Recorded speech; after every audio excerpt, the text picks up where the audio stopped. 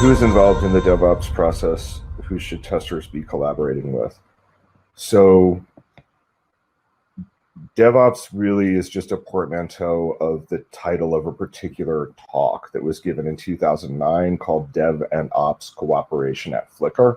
Actually, that was the subtitle. The title was 10 deploys a day, because back in 2009, that was like ultra controversial bragging rights, 10 deploys. So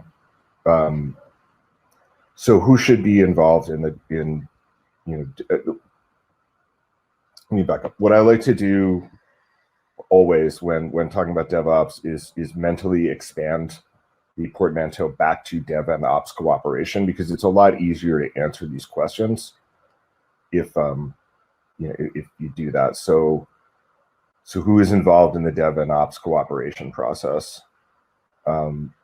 In order for Dev and Ops to cooperate, there has to be a feedback loop, and I think that that's what testing is in its in its sort of final form in a mature continuous delivery shop.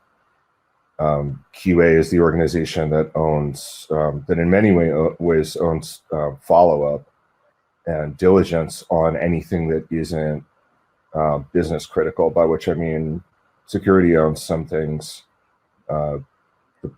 product design owns some things, but for all of the other requirements of a production enterprise application, I think that that's testing. That's the tester's role, is to be interoperating with everybody along the dev to ops chain. They're so there's this idea of three amigos. I think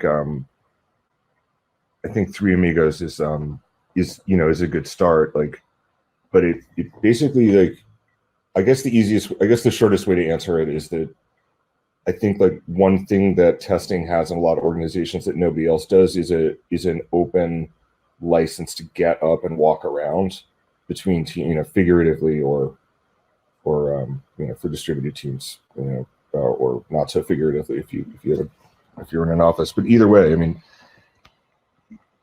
testing has the ability to get up and ask questions and have conversations with really anybody, because it's just about the scope of the incident investigation, or the scope of the bug, however you want to put it.